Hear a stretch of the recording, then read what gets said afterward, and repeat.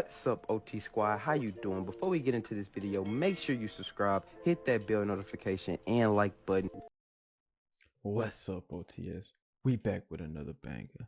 And today, I was scrolling down my feed and I seen a title of a video saying, "This city is worse than Chicago." And I see my city on the thumbnail. So I knew what I was reacting to. Man, make sure y'all go ahead and drop a like on the video. Comment down any other videos you want us to do. Go in the description, jump in the Discord, follow us on Twitter. Let us know any videos you got and send them through, man. And make sure you subscribe. I ain't finna waste no time. Got the doink. I know y'all do too. So go ahead and spark it up, and we about to jump into this. Let's get it. Recovered more than $300,000 in cash. We counted 6 guns, including an assault-style weapon and what appears to be a tactical armored vest. You know, we're at the mercy of somebody who really doesn't care about us. My arm 4 times, my leg 6.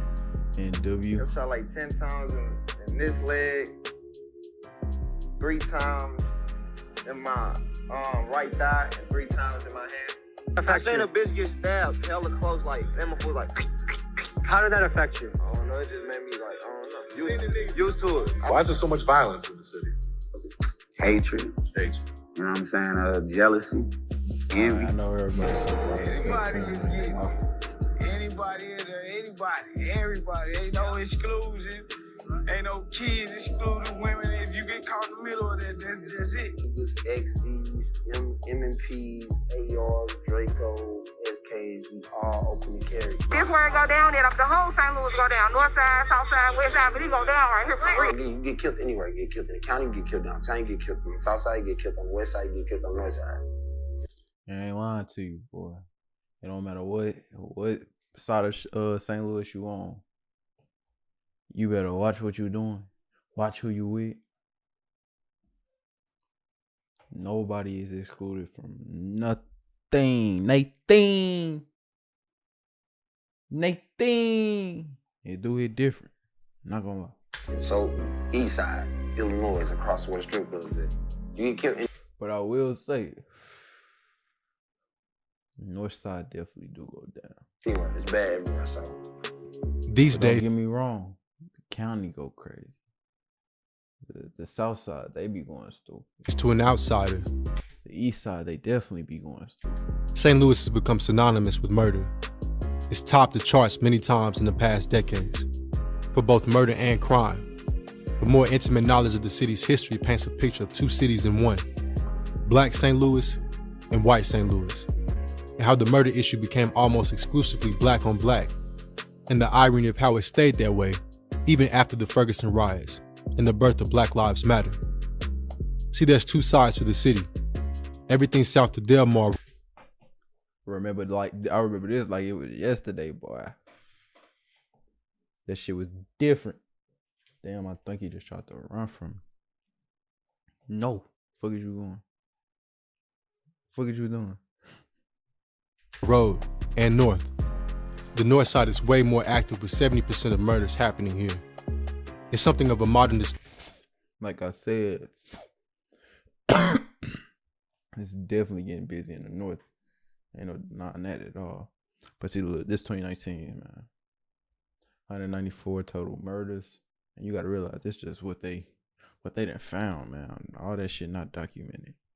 100% that shit not documented. I ever need a lighter, man, go ahead and hit me up. You know what I'm saying? Get that. Get that. On me. But nah. But yeah, it's letting you know. I ain't finna try to zoom in to see where this sit, but shit, you got. I ain't trying to say what area I'm in right now. Thought you was gonna get me, huh? Dystopia with the kind of poverty rarely seen everywhere else in America. Combine that with the very loose gun laws, you have a recipe. That's really the issue. The gun law is so loose, bro. And motherfuckers get caught with shit, they don't do no time for that shit. So everybody just running around with big ass shit. Everybody just running around with these, cuz no cap. No clap, no cap. They do it different. Disaster. Niggas out here, as soon as you get 18, all you need the ID, nigga. And you go get you a whole AR-15 or a carbine. Nigga. You feel me? An 18-year-old, no gun license, just let them niggas leave us. So St. Louis is different. To this day, St. Louis is still one of the most segregated cities in America, with no end in sight. I'm telling you, at St. Louis, boy, you got the black side and the white side. No cap. Like, the white people all go to they little high-end parts where, you know, black people can't really afford. And then you got the rest. Just a bunch of black people all together. No cap. We're going to explore the crime history of the city, particularly how the violence has almost always been connected to race, drugs, and gangs. St. Louis is the story of a city that fell from its former glory. It has a brutal history as well. St. Louis made its come up as a slave trading city in the 1800s, and its home state, Missouri, was also one of the last states to abolish slavery. Hey, I ain't know that. I ain't know it was one of the last states. Later on, it became the main trading post on the Mississippi River and was the fourth biggest city in the U.S., only behind New York, Chicago, and Philadelphia. Big enough to host. Crazy that I'll probably be where these people was walking in right now. We'll never know because this look foreign. I can't even believe it's my city. I ain't even gonna lie to you. This like it's in England and France back then, Canada back then. I don't know. This probably the trenches right here. No cap. This probably the trenches right here. Don't even know. The Olympics in 1904. Naturally, all the prosperity attracted poor immigrants and the black population fleeing the torment of the South. A lot of them became stuck in poverty via harsh segregation laws and redlining of early 20th century St. Louis, tailored to be the instrument of their own destruction, a story too familiar to America's inner cities. Given the hell they grew up in, these poor neighborhoods birthed all kinds of seedy individuals looking to make an easy dollar. Gangs like the Green Ones, Bottoms Gang, Russo Gang, Hogan Gang, and the Egan Rats were all gangs made up of poor Italian, German, Polish. They been getting active in St. Louis since 1800. The Polands. You tripping, boy. Y'all ass whooping. Polish immigrants that grew up rough. These guys had all the attention of the law enforcement way before black criminality ever became the main focus. These early gangs mainly got money. I ain't gonna fake. We're gonna skip a little bit of this because it's a 20-minute video. We ain't watching all of this. I'm trying to get to a little bit more farther up. Let's see. 250,000 in just a few years, most of whom were poor black family under Thomas Buffer. Buffer fled St. Louis due to the pressure from the cops in 1943, but even he was murdered in Lodi, California in 1947. After that, it became named the Giordano family, after Anthony Giordano, and has held that name ever since. After World War II, I ain't gonna lie to you. I thought this was gonna be some more modern day. Like, we in the 1900s, cuz. Okay, yeah. See, it get closer up here. This where we finna go. I ain't gonna lie to you. Was two. The new gangs had a lot of influence like we watched the rest, on the impressionable kids excited about picking up a side to rep. The Colors movie of 1988 also influenced people a lot, and so did the emergence of gangster rap. Funny enough though, almost all the local crews chose blood. But Dorsey wanted ops, so he turned Crip. A new turf war began, and there were constant shootings over turf. BOD turned from a dancing crew to drug pushers full time. They recruited heavily in the rest of St. Louis. Dorsey and Hitman T were top drug dealers. and both became notorious shooters with multiple bodies. The drug lords became the gang bosses. They got everyone paid so everyone respected them. They used kids to do the shootings, take chances on doing prison time on behalf.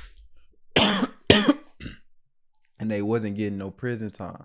That's why they went to go get the kids to do it. Folks 13, 12, he gonna do that shit. He out when he 21. That ain't shit. That he catch him and they don't charge him as an adult. Yada yada yada. He's still like, he caught that body. He's still out when he's 21. No cap.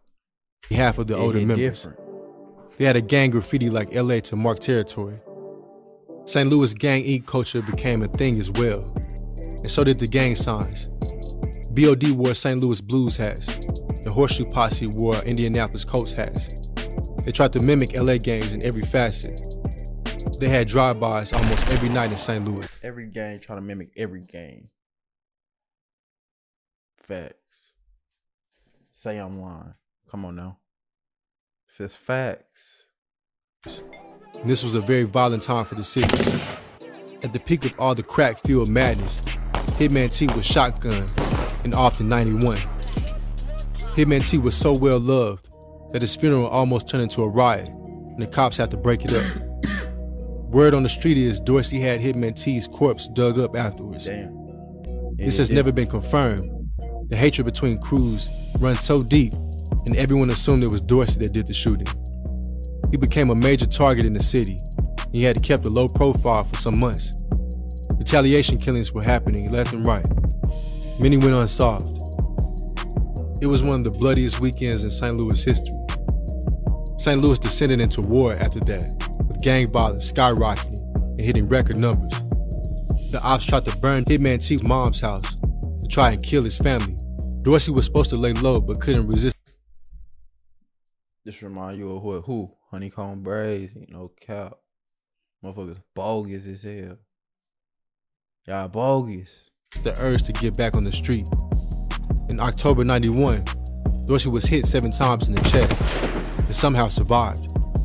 Despite the second chance at life, Dorsey was shot twice during an altercation outside a club later that year, and it basically opened his wounds up, and he died.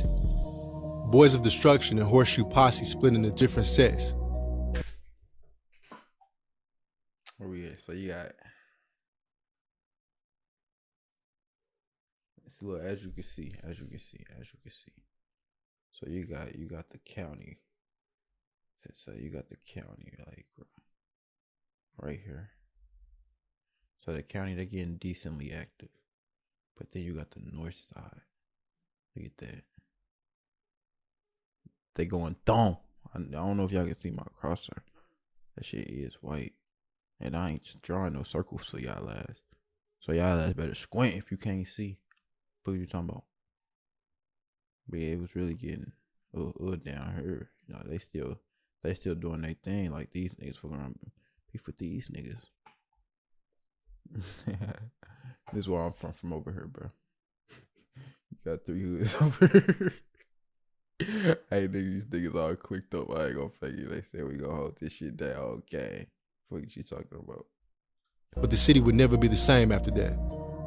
The crack era started to die down in the '90s, mainly due to harsh drug laws and incarceration, and murder rates dropped. But as a consequence, it meant a whole generation of boys would grow up fatherless in the unforgiving North Side. Another wave of violence was coming. It was only a matter of time. The murder of Michael Brown and acquittal of the officer who killed. It was a terrible time when that shit happened. If you don't know the story of Mike Brown, go do your homework. For real, go do your homework. Cause folks ass bogus as hell right here. Where my finger at, man? This boy right here, bogus as hell, boy. Like I be having to watch what I say while we on this channel. But I be really trying to say some shit, man. We gonna start posting on Patreon too, OnlyFans too. Fuck is you talking about? What you gotta get there? Give us some time. Killed him, sparked a wave of unrest in St. Louis. It was a story. I mean, all day, all night, nigga. They outside, boy. They right outside your shit. Right outside the crib. Going dumb, nigga. Starting fires, nigga. Trash cans on fires, nigga. Breaking into buildings. Taking TVs, nigga. Nigga, you need something for your baby? You go out that day, boy. You go get some Pampers. You go get some wipes, nigga. Everything free, nigga. What you mean, boy? Jewelry stores getting hit, nigga. Walmart, everything about that motherfucker. Give me that free, nigga. And it was nothing they could do about it. I mean, they was trying, but like, a lot happened that night, but it was everybody, you know, banded together. Cause what I say, do your homework, folks, was bogus as hell. Go do your homework if you don't know the story. Story all too familiar here. Police brutality with no consequence. St. Louis has always had tense relationship between the cops and black people here. From plenty. You see them, you ain't even do nothing, run. I mean, that's straight how you grew up thinking. Like, you ain't gotta have nothing on you, know what? Run. Cause they bogus as hell. Drugs on people. To targeting blacks during. What did you just say? Plant drugs on you. I don't even want to have no dealings with you. You're not finna. Boy, you bogus as hell. Can't even say. The crackhead. Getting heated. Well, how long we this? Like LA 92, the news of the acquittal and the footage of the altercation that led to Michael Brown's demise had people furious. The next few weeks saw mass rioting and looting in scenes that were broadcasted globally. What I tell you, fire starting there where, look at it, liquor stores, all that free. Give me that. This also birthed the Black Lives Matter movement. This all did nothing to unite the gangs, though. You can do anything in the city because everybody was in Ferguson County at the time, fucking it up. So you can go downtown and kill your enemy, go kill your enemy on the west side. Because all the cops is worried about people stealing, so motherfuckers was on that. Police ain't coming because all the fucking police is in Ferguson. You can straight rob everything in the city right now or kill anybody you want to kill because everybody was in Ferguson at the time. In the aftermath, the relationship the black community has with the cops in Ferguson and St. Louis changed forever.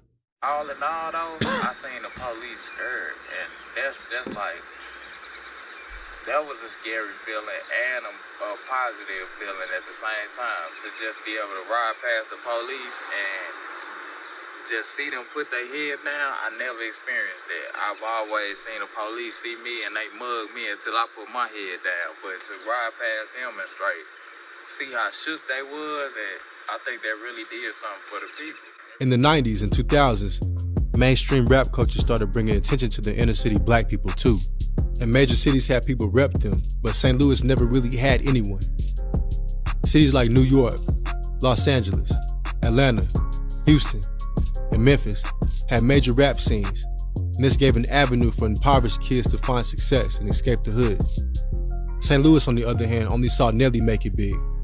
A few others like Chingy, Jaquan, and Huey came and went, but never became mainstays in the culture.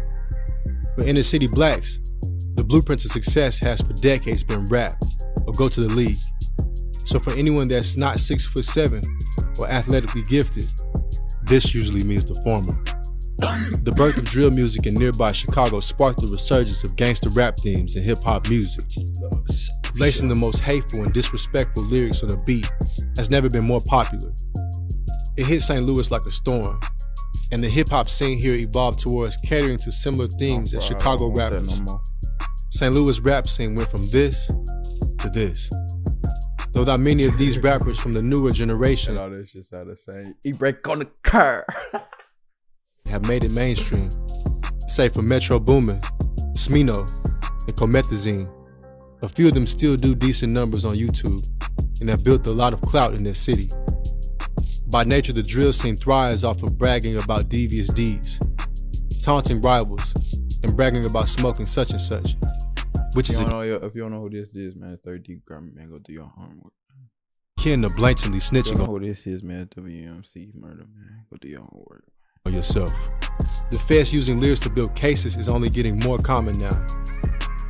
Not to say there's not a whole lot of artists trying to make positive or motivational music, But the allure and the intrigue to drill rap and hearing about who shot who and who's smoking on what means drill does way bigger. It's a I don't know who this is, man. It's LA folks, man. Go do your homework. Blood, GD from the east side, and a motherfucking Vice Lord all in one court right now. It ain't about no color over here. Okay. It's about what you standing on, your hood, for real. The beef is now between sets. Sadly, there's no end in sight. So that's St. Louis, and why it's the murder capital of the U.S. Segregation, drugs, gangs, and drill music. But who's to blame here exactly? You decide. The government, they know what the fuck they was doing. Same thing they did with Chicago. Made them tall ass, big ass buildings for no reason. But nah, man. That's St. Louis. You know what I'm saying? You know, motherfuckers on YouTube, bro, like, first probably from like New Jersey, bro, and he made this documentary on YouTube on St. Louis, bro. It do hit different when motherfuckers be whooping just a little bit more than they need to. Like, not saying that he being false on it, but like, it ain't just when you go outside, bro. You just, it's Afghanistan in this bitch. That's all I'm saying, Just want motherfuckers to know that, But if y'all like this video, got some more videos, hit us up.